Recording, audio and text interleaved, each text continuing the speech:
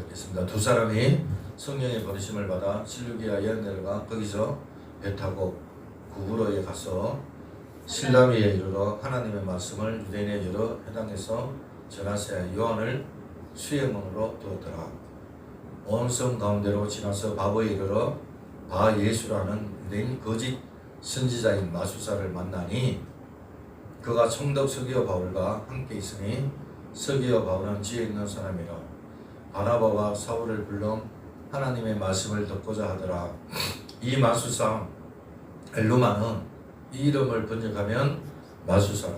그들을 대적하여 총독으로 믿지 못하게 힘쓰니 바울이라고 하는 사울이 성령이 충만하여 그를 주목하고 이르되 모든 거짓과 갱이 가득한 자여 마귀의 자식이여 모든 의의 은수여 뒤에 바른 길을 굳게 하기를 거치지 아니하겠느냐. 보라 이제 주의 손이 내 위에 있으니 내가 맹인이 되어 얼마 동안 해를 보지 못하리라니 적시 안개와 어둠이 그를 덮어 인도할 사람을 두루 구하는지라. 이에 총독이 그렇게 된 것을 보고 믿으며 주의 가르침을 놀랍게 여기니라. 아멘. 오늘 사도행전 13장 1절에서 12절 말씀 가지고 주의 인도하심이라는 제목으로 말씀을 나누기를 원합니다. 많은 은혜 받으시길 바랍니다. 어느 정도 인생길을 걸어온 사람이라면 지금의 자신이 있게끔 한 몇 번의 전환점이 있었을 것입니다. 그것은 어떤 사건일 수도 있고 또 어떤 만남일 수도 있고요. 또 어떤 결정일 수도 있고 또한 하나님의 강권적인 역사심이 있을 때도 있습니다. 아무리 평범한 삶을 살았다 할지라도 분명히 돌아보면은 몇 번의 사건이나 아니면은 만남을 통해서 전환점이 있다는 것을 우리는 아는 거예요. 이 전환점은 영어로 터닝 포인트다 그러잖아요. 방향을 바꾸는 거. 예, 제가 20살 때 주님을 만났습니다. 그리고 신학을 하고 주의 길을 가게 됐는데 제가 20살 때 주님을 만남으로 인해서 첫 번째 제 삶에 전환점이 있었거든요. 그리고 쭉 이렇게 부교육자 신학 쪽 다니면서 이렇게 전도사 생활을 하다가 또 우리 지금 아내를 만나서 만나는 동시에 개척을 했습니다. 그래서 그게 두 번째 또 삶의 전환점이 왔고요. 그리고 이제 목회를 하다가 여러 가지 이렇게 많은 이야기가 있죠. 그러다가 이제 40일 또 금식을 하면서 내가 금식을 하면서 참 하나님 앞에 참 죄인이다. 내가 참 숨을 쉬고 생각하고 이렇게 살아있는 그 자체가 참 이렇게 죄인이다. 그런 것들을요 철저하게 제가 깨달았습니다. 그전에는 잘 몰랐어요. 그런데 하나님께서 저에게 은혜를 주셔가지고 정말 이렇게 숨 쉬는 것 자체도 죄인이다, 죄다 이런 것들을 느끼게 되더라고요. 그래서 정말 주님 앞에서는 아무 할 말이 없고 그냥 나를 도와주세요. 하나님 나는 죄인입니다. 하나님의 은혜입니다. 이런 고백만 하게끔 했다라는 거죠. 그리고 이제 제가 큰 전환점이 또 오는데 이 코로나 때 정말 이렇게 큰 코로나로 인해 가지고 거의 뭐 열흘 정도 혼수 상태. 깨보니까 10일이 지나 있었습니다.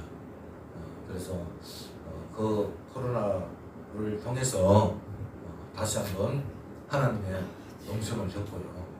그래서 지금까지 오게 됐는데 제가 왜 이런 이야기를 하냐면은 사도 바울도 그의 인생에 몇 차례 전환점이 있었다는 거예요. 우리는 사도행전과 바울이 쓴 편지를 통해서 그의 인생에 있어서 중요한 전환점을 보게 되는데 첫 번째 전환점은 다소에서 예루살렘으로 유학을 오게 된 사건입니다. 이 사도 바울의 고향이 어딥니까? 다소잖아요. 그래서 그가 젊었을 때 예루살렘으로 유학을 갔거든요. 바울이 유학을 했을 때 그의 나이가 몇 살인지 성경에서는 이야기를 하고 있지 않습니다. 하지만 그는 당시 최고의 석학이라고 하는 가말리엘의 문화생이었다. 이 가말리엘은 훌륭한 학자인 것 같아요. 그래서 그 밑에서 학문을 배우는, 특히 율법을 배우는. 그래서 시간이 좀 지나고 난 후에 이 사도 바울이요 예루살렘에 총망받는 율법사가 되지 않습니까? 그리고 사람들에게 신임을 받아서 그야말로 율법의 전사로 나서는 것을 우리가 보게 됩니다. 하지만 그에게 두 번째 전환점이 있습니다. 그가 다메섹에 예수 믿는 사람을 체포하러 가던 중 부활하신 예수님을 만나게 되는 거거든요. 할렐루야. 자, 첫 번째 전환점이 뭐라고요? 다소에서 예루살렘으로 유학을 온 것. 두 번째 전환점이 뭐라고요? 다메섹에서 예수 믿는 사람을 잡으러 갈 때 부활하신 예수님을 만났다는 것. 그런 이 사건을 통하여 인생이 완전히 바뀝니다. 그동안 자신이 중요하게 생각했던 것, 모든 공동탑을 다 무너지고요. 특별히 자신이 자랑했던 것, 이런 모든 것들을 다 분통물로 여긴다, 배설물로 여기게 된 거죠. 그러니까 그의 가치관이 바뀌게 된 거예요. 그는 부활하신 예수님을 만나고 나서 새로운 세상을 보게 됩니다. 육신의 눈이 감기면서 하나님의 나라에 대해서 눈을 뜨게 되지 않습니까? 그때부터 그의 인생은 새로운 길로 나가게 되는 거거든요. 그의 변화에 대해서 예루살렘에 있던 유대인들이 분노를 합니다. 왜? 유대인들이 율법, 구약, 모세, 그죠? 예수님을 믿지 않고 배치게 했잖아요. 근데 이 사도 바울이 오히려 그 예수님을 배치겠다, 자기 손으로 주겠다, 예수님을 믿으니까 얼마나 분노하겠습니까? 그렇다고 해서 예루살렘에 있던 예수 믿는 사도들, 제자들이 또 사울을 호의적으로 받아들였느냐? 그것도 아니거든요. 심지어 사울이 예루살렘에 올라와서 제자들과 함께 교제를 했지만 제자들은 사울을 받아주지 않았지 않습니까? 그를 왕따시켰단 말이에요. 그는 고립되었습니다. 간신히 바나바가 중재를 해서 그나마 사도들하고 교제를 하기는 했지만은, 그러나 그는 예루살렘에 오래 머무지 못하고 자신의 고향인 다소를 가게 된 거지 않습니까? 그런데 이 사도행전이나 바울이 쓴 편지에 보면은 가족에 대해서, 그러니까 사울에 대한 가족에 대해서 언급을 하지 않습니다. 추측컨대 아마도 바울이 고향으로 내려갔을 때 자신의 가족과 주변 사람들이 바울에 대한 실망감이 엄청나게 컸을 것이다. 왜냐하면은 그가요 예루살렘으로 유학을 갔을 때, 그리고 최고의 척학이라고 하는 가말리엘 문화생이 됐다는 것을 가족들, 주변 사람들, 친척들이 얼마나 기대가 컸겠습니까? 하지만 그런 기대와는 달리 정반대로 너무나도 초라하게 나타났고 또 종교까지 바꾸어가지고 나타났기 때문입니다. 그는 고향 다소에 와서 10년간 칩거를 했는데요. 그 기간 동안 무엇을 그가 했는지도 모릅니다. 성경에 나와 있지 않습니다. 그런데 우리가 예상컨대 아마 그가 예수님을 만나자마자 복음을 전했기 때문에 아마 10년 동안 다소에 가서 예수님을, 복음을 전했지 않을까 그렇게 생각을 해보고요.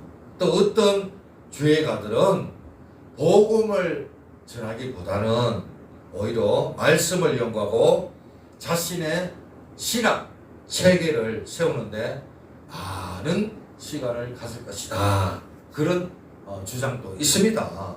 그 같은 이유는 그의 깊은 신학 사상이 갑자기 생긴 것이 아니라 이 다수에서 10년여 동안 머무르면서 하나님에 대해서 연구하고 공부하고 수양을 했기 때문에 그래서 예수 그리스도에 대한 내공이 쌓여 있지 않을까 그렇게 이야기를 하는 거죠.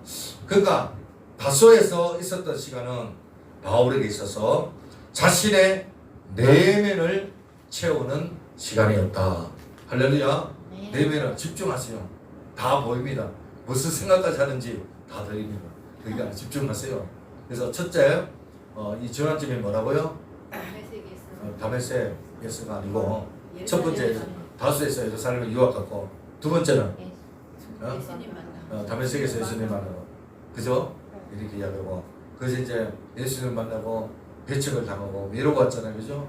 하물며 예수 믿는 제자들까지도 배척을 했잖아요. 그죠? 그런데 바나바가 중지함으로 인해 가지고 만나긴 만나고 교제가 이루게 됐지만 오래 머물지 않고 다수에 갔습니다. 고향이 어디라고요? 다수입니다. 거기서 몇 년 동안 있었다고요? 10몇 년 동안 있었습니다. 12년, 13년 정도 됩니다. 거기서 뭘 했다고요? 사도 바울이? 연구를 했다. 학문을 연구했다. 예수 그리스도에 대해서 연구를 하고 자기의 어떤 신앙 체계를 체계화하고 그리고 예수에 대한 내공을 쌓았다. 영적인 내공을 쌓았다. 그러니까 기도하고 말씀 연구하고 또 복음도 전했겠죠. 저는 그렇게 세 가지를 병행하면서 있었다라고 생각이 되거든요. 이제 바울에게 있어서 세 번째 전환점이 생깁니다. 그것은 바로 바나바가 다소에 있던 사울을 만나러 간 사건입니다. 예, 누가요? 누구를 찾아갔다고요? 사울을 찾아갔습니다. 예, 바나바가 그때 이 바울이 고향에 데려간 지 10몇 년이 되었지 않습니까? 이 바나바는 바울을 잊지 않았습니다. 그러니까 처음에 예루살렘에서 이 바울을 만났을 때 바나바가 바울이 다수에 가고 10몇 년이 지났는데도 바나바가 이 사울을 잊지 않고 다시 찾았다는 것은 아마 바나바가 이 사울을 위해서 계속적으로 기도를 했겠죠. 그러니까 잊지 않겠죠. 그죠? 그래서 이제 찾아가게 됐는데 여러분 이 바나바가 왜 찾아갔습니까? 그것은 바로 안디옥 교회가 이제 막 부흥이 되니까 이 예루살렘 교회에서 바나바를 담임 목사로 청빙을 한 거예요. 그래서 안디옥 교회에 갔는데 안디옥 교회에 가니까 막 부흥이 되니까 혼자서 사역을 감당할 수 없어서 동력자를 찾는데 그 찾은 사람이 누구냐? 바로 바울이거든요. 그래서 찾아가게 된 거죠. 이 사도 바울이 10몇 년 동안 고향에서 집거하면서 이 바나바가 찾아갔을 때 그는 이 바나바를 따라서 안디옥에 갑니다. 그래서 그곳에서 1년간 사역을 합니다. 이 바울은 성경 공부, 가르치는 사역을 하고 바나바는 목회를 했습니다. 성도들을 돌보고 양을 치고 돌보고 그런 어떤 사역을 했거든요. 그래서 우리 교회가 그렇지 않습니까? 제가 좀 사도 바울의 역할만큼 우리 집사람이 좀 이렇게 바나바 같은 그런 역할을 하는데 그래서 이때 이 사울의 가르침에 얼마나 파워가 있었는지 이 다수에서 10년 동안 예수 그리스도에 대한 내공을 찾았잖아요. 그죠? 신학을 정립을 했지 않습니까? 그죠? 그래서 이제 그런 어떤 내공을 가지고 성도들, 안디옥 교회 성도들을 막 가르치니까 말씀이 왕성하니까 막 부흥이 되고 영적인 변화가 일어나고 이 말씀은 정말 여러분 살아있습니다. 사람을 변화시키는 것은 말씀인 것입니다.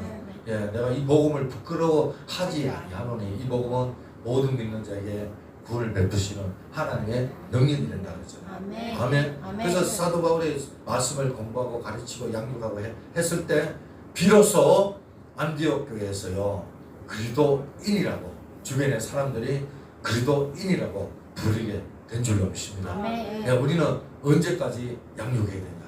언제까지 성경 공부해야 되냐? 그리스도인이라고 부를 때까지. 주변에서 저 사람은 예수생이다 그렇게 말할 때까지 우리는 성경 공부를 해야 되는 겁니다. 아멘. 그래서 이제 이것이 바로 사도 바울에게 또 다른 전환점이었는데요. 자, 첫 번째 전환점이 뭐라고요? 유학을 갔고 예루살렘. 두 번째는 다메섹에서 예수님을 만났고, 세 번째 전환점이 뭐라고요? 바나바가 찾아간 것. 예, 사도 바울을 찾아간 게. 그리고 사도 바울이 어디로 왔다고요? 안디옥으로 왔다는 거죠. 안디옥에서 몇 년 동안 사역을 했다고요? 1년 동안 사역을 한 거거든요. 그래서 오늘 본문이 13장인데 사도행전은 크게 두 가지로 나옵니다. 1절에서 12장까지는 베드로하고 요한의 사역입니다. 베드로하고 요한의 사역. 그리고 이제 13장부터 사도행전이 몇 장까지 있습니까? 28장까지 있거든요. 마지막 장까지 이제 사도 바울의 무대입니다. 사도 바울의 사역이라고 보면 되거든요. 자, 그런데 이 사도 바울이 이제 이 13장부터 28장까지 사도 바울의 무대라는 말은 다른 말로 말하면은 사도 바울이 이제 선교사로서 이제 활동하는 그런 내용이거든요. 그래서 이제 또 다른 이제 사도 바울의 전환점이 또 생깁니다.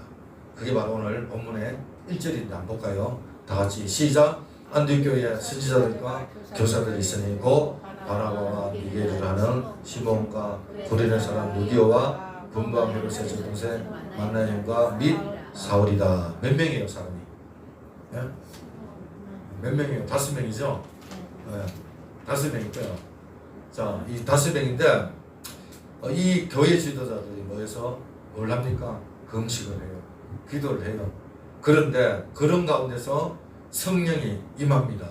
성령이 임하면서 성령의 지시를 받게 되는 거죠. 그래서 바나바와 사울을 따로 세워가지고 선교지로 보내라. 그러니까 선교사로 보내라라고 그렇게 이야기하는 거예요. 사실 여러분 안디옥 교회는 이제 태동된 지 1년밖에 안 됐어요. 1년이니까 짧아요, 길어요? 네. 짧잖아요. 이 짧은 기간 동안에 엄청난 사역을 했지 않습니까? 그죠? 이 바나바와 사도 바울. 그래서 이 교회는 이런 엄청난 일꾼들, 바나바와 영향 있는 이 사울을 절대적으로 필요합니다. 그런데 선교사로 보낸다는 거 참 힘들지 않습니까? 그리고 바나바와 바울 입장에서도 교회가 한참 재미있게 세워져 가는데 다른 곳에 가라 하면 마음이 좋겠냐고. 그런데 이 안디옥교회 지도자들은 성령의 지시를 받아가지고 딱 바나바고 사도 바울을 딱 지명을 해가지고 보내라라고 그렇게 이야기를 하는 거예요. 물론 이 안디옥의 지도자들도 사도 바울을 보낸다는 거, 바나바를 보낸다는 거 쉬운 게 아니거든요. 하지만 이들 어떻게 합니까? 성령의 지시에 순종을 합니다. 네, 성령을 이길 자가 없습니다. 네, 순종을 해가지고 바나바와 이 바울을 파송을 하는데 그것이 바로 3절 내용입니다. 3절 한번 볼까요? 시작. 이에 금식하며 기도하고 두 사람에게 하사하여 보내니라. 두 사람에게. 2절에 보니까 주를 성경 금식하며 성령이 이르시되 내가 불러 시키니를 바나바와 사울을 따로 세우라 하니라. 바나바와 사울. 이 바울하고 사울하고 이름 같은 거예요. 혼돈되면 안 돼요. 사울이 바울이고 바울이 사울입니다. 근데 사울이 왜 바울이고 바울이 왜 사울이냐? 조금 이따가 이야기를 할게요. 자, 어쨌든 3절에 보니까 두 사람을 기도하고 하사하여 보내게 되는 거죠. 그래서 바나바와 바울은 어디로 갑니까? 성령의 인도하심에 따라서 실루기의 항구로 내려가고 그리고 배를 타고 바나바의 고향인 구브로로 갑니다. 바나바의 고향이 어디라고요? 구브로입니다. 근데 구브로에 또 수도가 있지 않습니까? 대한민국에 수도가 있는 것처럼, 그죠? 일본에 수도가 있는 것처럼. 그러니까 구브로에도 수도가 있는데 그 그 수도 이름이 뭐냐? 바보입니다. 바보. 그러니까 이 먼저 이들이 실로아에 도착을 했는데 이 구부로에 갈 때 요한이라는 마가 요한이 동행을 합니다. 그러니까 수행원으로 아마 토백인 것 같아요. 지리를 잘 아는 것 같아요. 그래서 쉽게 오늘 말하면 가이드 역할을 한 것 같아요. 가이드 역할을. 그래서 마가 요한을 데리고 같이 동행을 했는데 그래서 이제 해당에서 복음을 전하다가 구브로의 수도 이 바보에 이르게 되는 거죠. 이 바보가 바로 이 바나바가 살던 곳인데 여기에는 총독 간지가 있습니다. 수도니까. 그래서 그 당시에 총독 이름이 서기오 바울입니다. 이 서기오 바울은 굉장히 지성이 있는 사람이고요. 또 인격이 있는 사람이에요. 그래서 이 바울과 바나바를 청하여 하나님의 말씀을 듣고자 했던 거거든요. 그때 그의 곁에는 유대인 거짓 선지자 마수사 누굽니까? 바 예수가 있었습니다. 지금도 어느 기업체나 이렇게 보면은 면접을 볼 때 무당 점쟁이 옆에 두고 면접을 보고 또 권력자들도 보면은요 이 어떤 이렇게 선거 때나 이렇게 되면은 또 점수가들을 의지하고 그렇게 봅니다. 그래서 웃긴 말은 전에도 기업을 하는 사람이 총리가 돼가지고 그 옆에 주술가가 항상 있었다라는 그런 이야기도 있는데요. 요즘에도 보면 누구 우리나라 VIP가 그런 이야기 있지 않습니까? 그죠? 주술가가 있다라고 이야기를 하는데 마찬가지로 지금 여기 이 총독 서기오 바울에게도 마술사가 있었다는 거예요. 그 마술사가 바로 바 예수다 그러는데 왜 그 옆에 있었는가? 권력을 가진 사람일수록 자신의 지위를 잃을까봐 권력을 지키기 위하여 수시로 이 마술이나 점술가들을 찾아가지고 미래에 대해서 알려고 하는 그런 습관이 있는 거거든요. 그래서 이 마술사 이름이 바로 바 예수인데 다른 이름이 또 있어요. 다른 이름이 뭡니까? 엘루마라고 하는 이름이 있습니다. 할렐루야. 네. 자, 우리가 말씀을 보면서 세상적으로 애하나 재밌는 이야기를 할 때는 듣고 웃고 그러지 말고 하나님 말씀을 잘 한번 들어보시기 바랍니다. 정말 이 하나님 말씀 들으면 얼마나 이게 깊이가 있고 생명력 있고 놀라운지 몰라요. 그래서 제가 이렇게 하나님 말씀을 준비하다가 이렇게 제목 설교도 하고 강해 설교도 준비해보고 본문 설교도 준비해보면서 이렇게 본문으로 이렇게 준비할 때가 저도 은혜가 돼요. 되게 은혜요. 하나님 말씀이 정말 은혜입니다. 그렇기 때문에 여러분 말씀을 한번 집중해서 들어보시기 바랍니다. 몇 분 안 남았기 때문에. 근데 이제 이 마술사 이름이 다른 이름이 뭐라고요? 마술사 이름이 바 예수인데 다른 이름이 뭐라고요? 엘루마라고 하는데 근데 총독이 하나님 말씀을 듣고 총독이 막 변화되고 하니까 이 마술사가 어떻게 됩니까? 찬밥 신세가 되잖아요. 그러니까 불안한 거예요. 그래서 어떻게 합니까? 방해를 막 하는 거예요. 사도 바울이 바나바가 복음을 전하는데 못 전하도록 막 땜판을 넣는 거예요. 방해를 하고 말하자면 엄청나게 이렇게 핍박을 하는 거죠. 그래서 바울이 복음을 전하는데 자꾸 끼어드니까 바울이 어떻게 됩니까?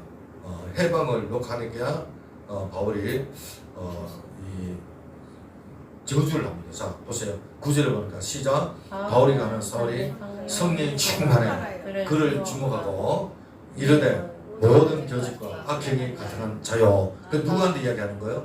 사울이 엘루마한테 그래 마술한테 마귀의 자식이요 모든 의의 은수요 주의 바른 길을 굳게 하기를 거치지 아니하겠느냐. 그러면서 막 꾸짖고요. 어떻게 합니까? 저주를 합니다. 자 바울은 아주 심하게 꾸짖는데 그것은 단순하게 복음을 방해하기 때문에만 꾸짖는 게 아니고 왜냐하면 이 서기관이 그 지역의 대표잖아요. 그러니까 성령이 아니고 거짓신이 이 총독에 들어가면은 그 일대의 주민들 그죠 다 영향을 받지 않습니까? 그러니까 엄청난 어떤 이 성령의 해방이 되는 거거든요. 그래서 주도 그런 어떤 영적인 싸움이거든요. 그래서 이 군중 권세를 완전히 어두운 권세를 내려하기 위해서 사도 바울의 성령이 충만해가지고 그 마술사를 꾸짖는 거예요. 그 저주까지 하는 거예요. 이렇게 이 마술사를 이렇게 꾸짖었을 때 이 마술사는 보니까 원수다 그랬어요. 모든 의의 원수요, 마귀의 자식이요, 악행에 가득한 자요, 모든 거짓과 악행에 가득한 자요. 그러면서 막 사도 바울이 야단을 치지 않습니까? 예. 여러분, 이 사람이 무엇으로 충만하게 되느냐, 참 그게 중요합니다. 이 엘루마는 속임수로, 악으로 가득하고 충만했습니다. 반면에 사도 바울은 성령으로 충만한 것을 보게 되죠. 그래서 이제 사도 바울이 선을 내는데 어떻게 됩니까? 보라, 이제 주의 손이 너희에 있으니 내 명인이 되어 얼마 동안 이를 보지 못하라니 즉시 안개와 어둠이 그를 덮어 인도할 사람을 두루 구하는지라. 근데 이 사도 바울이 성령 충만에 선포를 한 거예요. 선포를. 어떤 선포입니까? 너 명인이 될 거다. 봉사가 될 거다. 앞을 못 보게 될 거다. 그러면서 하나님의 선포를 하니까 이 마술사가 어떻게 됐습니까? 그가 그 밑에 보세요. 인도할 사람을 두루 구하는지라. 뭐 앞을 못 보니까 인도해야 될 거 아닙니까? 예, 바울이 그렇게 이 생적을 이 선포하고 행적을 살펴보면은요, 한 번도 사도 바울이 그 전에는 다수의 10몇 년 동안 있었고 또 안디옥에서 1년 동안 사역을 하면서 기적을 하겠다, 이적을 하겠다, 기사를 하겠다, 그런 말들이 한 번도 없거든요. 그러니까 이 사도 바울이 지금 이 마술사에게 기적을 하는 거 있잖아요. 이거는 첫 번째 기적입니다. 예수님의 첫 번째 기적이 포도주를 물을 포도주로 바꾼 사건이 첫 번째 기적인 것처럼 이 사도 바울의 사울의 첫 번째 기적이 뭐냐? 마술사를 어둡게 했고 눈을 어둡게 했고, 이게 바로 첫 번째 사건이다, 이렇게 봅니다.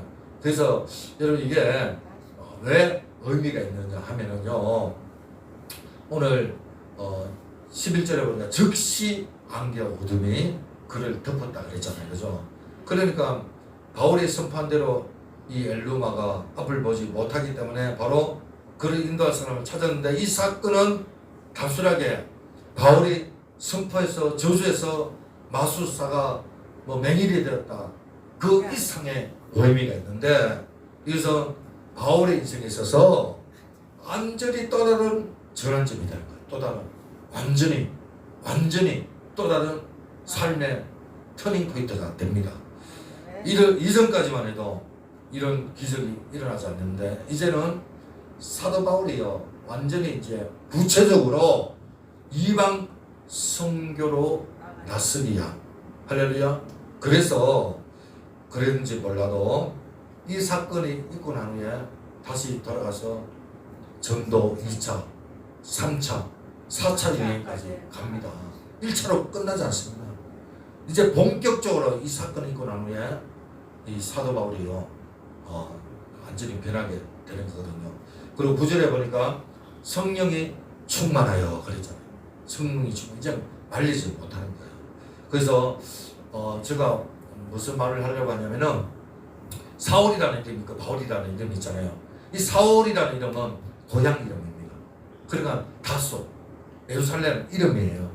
그러면 바울은 무슨 이름이냐? 로마의 이름이에요. 그러니까 제미교포가 있잖아요. 제미교포도 있고 제1교포도 있잖아요. 제미교포를 보면은 한국에 이름이 있습니다. 영철이라는 이름이 있어요. 그럼 미국에 가면은 미국에서 사용하는 이름이 있을 거 아니에요. 그죠? 그죠?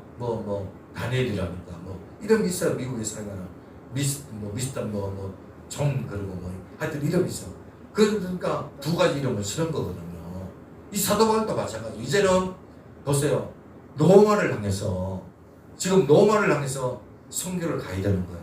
로마의 속국에 있잖아요. 모든, 그죠? 그래, 로마 밑에 있기 때문에, 로마의 지배하에 있기 때문에, 그래서 이제 사울이 볼 때는 이 사울이라는 이름보다도 바울이라는 이름을 쓰는 것이 유익하고, 그리고 이제 완전히 이제 선교사로서 복음 이방 선교의 복음 전하는 자로 완전히 이렇게 바뀌는 것을 보게 됩니다. 여러분 우리가 성경을 보면은 아브람이 아브라함으로 이름을 바꿨잖아요, 그죠? 그때 무슨 사건으로 무슨 계기로 바뀌어집니까? 보니까 조상의 아비가 열국의 아비가 될 것이다. 그러면서 이름을 바꾸는 거예요. 열국의 아비가 될 것이다. 그러면서 하나님 이름을 바꿔줍니다. 그리고 또 야곱이라는 이름이 무슨 이름을 바꿉니까? 이스라엘로 바뀝니다. 그것도 계기가 뭡니까? 이 형이 400명의 군사를 끌고 오고 이 야곱이 나중에 다 앞에 보내고 혼자서 약국가로에서 실험하잖아요. 그리고 실험해서 이깁니다. 하나님의 천사를 이깁니다. 그죠? 그러면서 야곱이 어떻게 됩니까? 모든 문제가 다 해결되거든요. 그러면서 하나님께서 너를 야곱이라 하지 않고 이스라엘이라 하리라. 할렐루야. 그래서 축복의 문이 열리면서 이름이 바뀌거든요. 이 바울도 지금 그전에는 그러니까 13장 9절까지만 해도 사울입니다. 사울. 3절에도 1절에도 계속 보면은 이름이 사울로 나옵니다. 사울로. 그런데 이제 이후로 14장부터는 바울이라는 이름을 나와요. 그러니까 이 저자가 누굽니까? 마가잖아요. 이 누가잖아요. 누가가 보면은 기록할 때 바울이라고 이름을 기록을 합니다. 사울이라는 이름이 없습니다. 그래서 사울은 바울하고 같은 이름인데 왜 이름이 바뀌겠느냐 그거를 여러분들이 아시기 바랍니다. 그래서 이제 사울이 이제 마수사를 저주하고 이 눈을 어둡게 하고 그러면서 성령이 충만으로 이제 기적을 체험했잖아요. 직접적으로 하나님이 함께하는 것을 강하게 체험을 합니다. 사도 바울이. 그러면서 삶이 완전히 다시 한번 전환점이 되고 그리고 이제 이름까지 바꾸면서 이제 새로운 어떤 사역 하나님이 주시는 그 사역을 발견하게 된다 이 말이었습니다. 예, 그 전에는 이 사울이 하나님을 예수님을 만났어요. 주님을 만났어요. 직접 만났어요. 그래서 주님에 대해서 압니다. 성경 공부를 하고 압니다. 근데 자기가 어떤 일을 해야 될지 구체적으로 잘 몰랐어요. 잘 몰랐는데 이 계기를 통해서 내가 무엇을 해야 될지 어떻게 해야 될지 어떻게 살아야 될지 내가 해야 될 일이 무엇인가 하나님부터 완전하게 받는 그러니까 사명을 발견하는 그런 계기가 되었다라는 겁니다. 할렐루야. 우리가 선교지에 지금도 가보면요 이런 기적과 이적이 많이 일어나거든요. 그렇지 않습니까? 그래서 이제 그렇게 되고 자 15절 볼까요? 다 같이 읽어볼까요? 시작. 주께 지르시되 가라. 이 사람은 내 이름을 이방인과 임금과 이스라엘 자손에게 제 택한 나의 이게 누구한테 이야기한 겁니까? 아나니아가 사울을 찾아갈 때 처음에 이제 사울이 다메섹에 예수님 만나가지고 눈이 멀어들고 눈에서 비늘이 벗겨지지 않습니까? 그때 제일 처음에 하나님이 아나니아에게 사울을 찾아가라고 그랬거든요. 그래서 아나니아가 사울에게 가서 한 말이 주님께서 이르시되 가라. 이 사람이 사울을 말한다. 내 이름을 이방인과 임금들과 이스라엘 자손들에게 지라게 하여 택한 나의 그릇이다. 그래서 그가 내 이름을 위하여 얼마나 고난을 받아야 할 것을 내가 그에게 보이리라. 이 말을 처음에는 몰랐어요. 사도 바울이 잘 몰라요. 근데 다수에서 10몇 년 지나고 안디옥에서 1년 사역을 하고 또 성령이 충만해가지고 선교사를 파송해가지고 어딥니까? 바보에 가서 거기서 이 마수사에게 기적을 행하고 할렐루야 성령이 충만하고 그때 이제 이 사역을 발견하게 됩니다. 야 내가 어떻게 살아야 될지 그것을 발견하게 되는 거거든요. 사실 사도 바울이 선교사로 간다는 것은 편안한 길이 아닙니다. 평탄한 길이 아닙니다. 정말 그 길은 눈물의 길입니다. 고난의 길입니다. 십자가의 길입니다. 아멘. 지금 보세요. 얼마나 고난을 받을 것을 내가 그에게 보이리라. 그래서 참 이렇게 그가 가는 길이요 성령이 시켜서 가는 길이지만, 성령의 인도해서 가는 길이지만, 그런데 그 길은 결코 고난의 평탄한 길이 아니다. 할렐루야. 그것을 우리는 알아야 되겠습니다. 그래서 이제 그가 전도 여행을 떠나면서 가는 곳마다 치안이 안전했겠습니까? 교통수단이 오늘과 같이 그렇게 좋았겠냐 말이에요. 뭐 도로가 뭐 포장이 잘 됐겠냐 말이에요. 험난한 길이 부지였습니다. 하물며 고린도후서에 보면은요, 이런 고백을 내가 한번 볼까요? 3번 태장으로 맞고, 1번 돌로 맞고, 3번 파선하고, 일주야를 깊은 바다에서 지냈으며, 여러 번 여행하면서 강에 이었고, 강도에 이었고, 동중에 이었고, 이방인에 이었고, 시내에 이었고, 광야에 이었고, 바다에 이었고, 거짓 형제 중에 이역을 당하고, 그러면서 그가 성령의 인도하심을 따라 갔는데 그가 겪은 고난 이루 말할 수 없다. 숱하게 말았습니다. 배가 파선했죠. 성령께 이끌려 갔는데 이와 같은 고난을 겪게 됐다는 거죠. 사실 그는 그 길을 걷지 않을 수도 있었습니다. 하지만 그는 주의 인도하심을 따라 갔다라는 거죠. 바나바를 따라 안디옥을 갔을 때 그의 길은 돌이킬 수 없는 길로 들어섰다라고 보면 되겠습니다. 그는 숱한 고난이 있었지만 이렇게 고백하지 않습니까? 현재의 고난은 장차 나타날 길 영광과 좋게 비교할 수 없다. 할렐루야. 현재의 고난, 자기가 당하는 이 고난 장차 영광에 비교할 수가 없다라고 고백을 합니다. 그리고 그가 복음의 여정 끝에요, 이런 고백을 해요.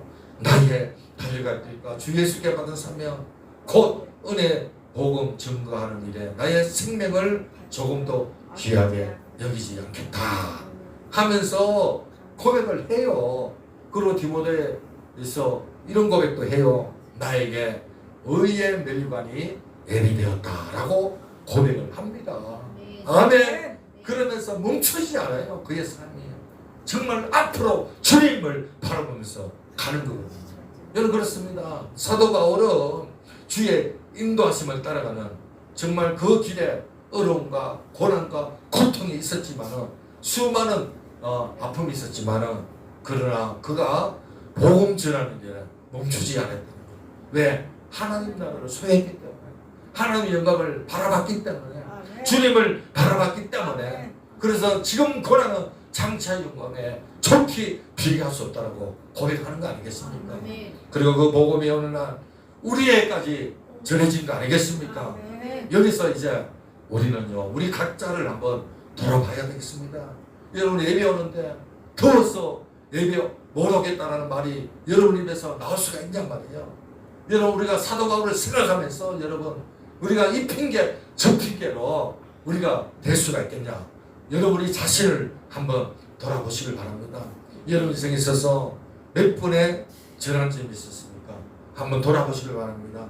그리고 미래에 또 어떤 전환점이 여러분을 기다리고 있을까 생각해 보시길 바랍니다. 바울이 지나온 인생길에 그 전환점은 돌아보면서 우리 스스로 자문할 수 있어야 되겠습니다. 나는 과연 하나님의 손에 붙들려서 가는 길을 멈추고 주님이 원하는 길로 가고 있는가? 아니면 나는 내 자신, 나의 야망과 욕망과 내 계획을 위해서 선택하고 그 길로 걸어가고 있지 않은가? 우리 스스로 한번 물어봐야 되겠습니다. 이런 우리 자신의 생각과 계획대로 따라가는 길은요, 되게 높아지는 길이고 강해지는 길이고 남보다 앞서는 길입니다. 세상 모든 사람들이 가는 길은 넓은 길입니다. 이것은 마치 사울이 예루살렘에 유학을 갔던 그 길과 같은 것입니다. 그런데 자신의 유익과 숙만 위하여 가는 사람은요, 그 앞길에 방해가 되면 모든 것들 적으로 여기지 않습니다. 이는 마치 사울이 다메섹의 이전의 삶, 그러니까 예수 믿는 사람을 죽이고 핍박하고 가두는 그런 역할을 했던 거와 똑같은 거예요. 왜? 방해가 됩니다. 하나님께서 이끄시는 길은 작아지고 낮아지고 그리고 비어지는 길인 줄로 믿습니다. 자신의 야망을 위한 길이 아니라 정말 하나님의 뜻을 따라서 다른 사람을 세우고 남을 복되게 하는 유익한 길인 줄로 믿습니다. 세속적으로 보면 성령께 인도함을 받는 길은 추세의 길이 아닙니다. 오히려 고난의 길입니다. 망하는 길입니다. 그렇게 보일 수 있습니다. 하지만 성령께서 내 삶을 끄뜨고 있다. 이런 것을 우리가 확신을 가지면 오히려 망하는 길이 아니고 고난의 길이 아니고 기쁨의 길이고 잘되는 길이고 높아지는 길이고 안전한 길이고 인도함을 받는 길인 줄로 믿습니다. 우리는 그 길에서 벗어나면 안 됩니다. 성령께서 우리에게 때때로 고난의 길을 인도하지만 그 길에는 신령한 복이 있는 길인 줄로 믿습니다. 아멘. 그래서 여러분 우리가 정말 광야 같은 삶을 살지 않습니다. 때로는 이 믿음 때문에 배신도 느끼고요. 이 믿음 때문에 이 믿음을 지키기 위해서 눈물도 흘리고 남에게 오해라는 소리도 듣게 되고요. 참 마음에 뼈아픈 고통의 소리를 듣지 않습니까? 그런데 여러분 이것이 하나님이 기뻐하는 길이다. 하나님이 원하는 길이라는 것. 여러분 주님이 함께하는 확신 있는 길이라는 거예요. 사랑하는 여러분, 하나님은 우리 한 사람 한 사람이 자신을 위해서 사는 것이 아니라 성령의 인도함을 받고 살아가길 원하는 줄로 믿습니다. 다른 사람을 이롭게 하고요. 하나님께 영광을 돌리는 그런 삶을 살아가기를 주님의 이름으로 축원드리겠습니다. 할렐루야. 네, 우리 찬양을 부르면서 우리 한번 말씀을 생각하면서 기도하기를 원해요.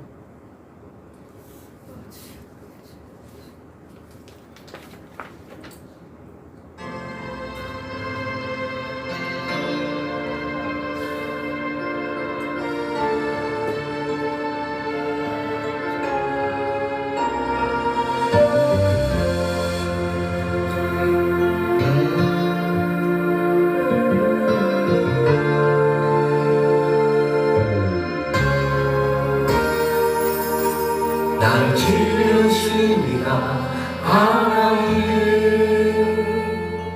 나를 부르시니가 하나님, 나를 보내시니도 하나님, 나의 것은 다 하나님 은혜라. 나의 달려갈 길 다 가고